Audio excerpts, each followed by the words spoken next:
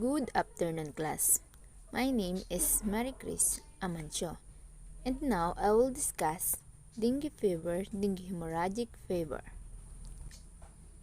Things to know about dengue fever: symptoms, causes, treatment, and prevention. But before we proceed to our discussion, let's know the objective of the topic that I hope you will achieve by the end of this discussion. First objective, describe the different diagnosis of dengue.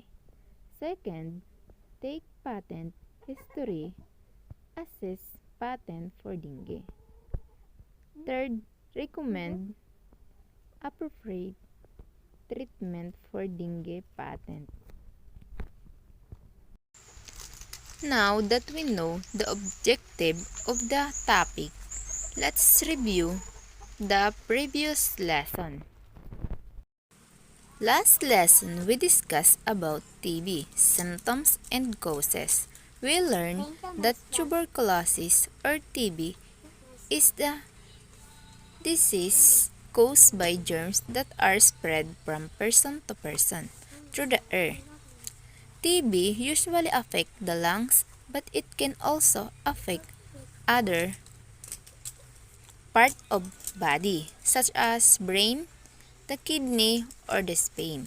A person with TB can die if they do not get treatment.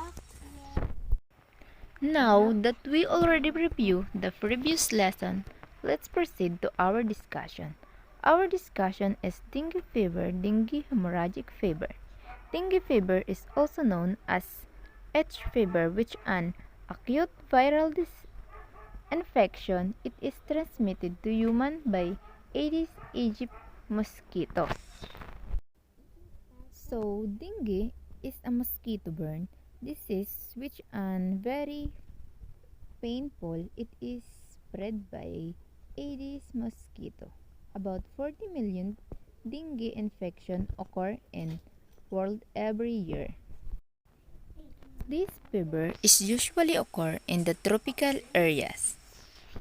India, subcontinent, Southern Asia, Southern China, Taiwan, the Pacific, India, Central and South America, one of the most variable areas. Symptoms of dengue usually begin 2 to 7 days after infection. It could last for 10 days. Most of the early symptoms of dengue fever, dengue hemorrhagic fever, are similar to those of flu. High fever, rash, skin flush, bone and muscle itchy, cough and runny nose, burning sensation and redness in the eyes, and diarrhea. Dengue hemorrhagic fever only. Abdominal pain and vomiting lasting for 2 to 7 days. Severe bleeding, nose bleeding, bleeding from gums and under the skin, vomiting of blood, rectal, facet, blending back stool, internal blood. Pink prick size spot in a few cases, their condition could lead to death. Such condition is called dengue shock syndrome or DSS.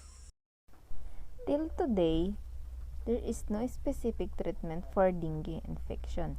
Doctors suggest that infected people to take rest and drink plenty of fluids. One effective way to prevent dengue fever is to prevent death by infected mosquito.